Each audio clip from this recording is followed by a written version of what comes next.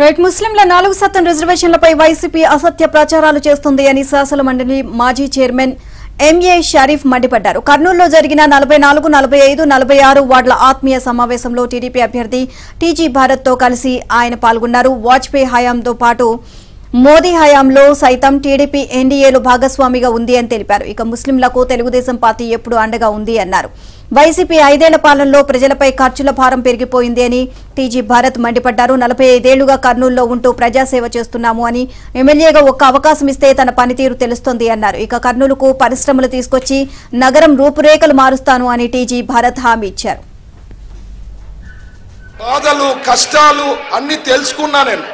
అందుకనే 10 ఏళ్ల నుంచి ఓడిపోయిన ప్రజల మధ్యలోనే ఉండి కనుక్కుంటూ ఏ రకంగా ఫ్యూచర్ ని బిల్డ్ చేయాలా కర్నూలు అని చెప్పి ఒక ప్రణాళిక పెట్టుకొని ఒక మేనిఫెస్టో ఇవ్వడం జరిగింది.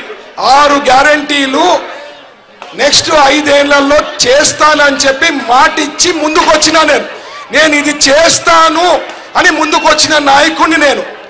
ఆయన కులం పేరు మతం పేరు చెప్పి ఓటు అడుగుతున్నాడు. అమ్మ తల్లి, నేను ముస్లిం, నాకు ఓటేయండి. అదే పోనీ హిస్టరీ ఏమన్నా ఉందా?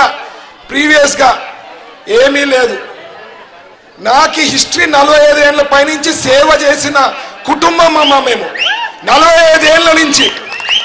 సో 45 ఏళ్ల నుంచి ఉండే కుటుంబం కావాలా, 45 రోజుల ముందు వచ్చిన కుటుంబం కావాలా అనేది మీరు మే 13న నిర్ణయం తీసుకొని ఓటేయండి.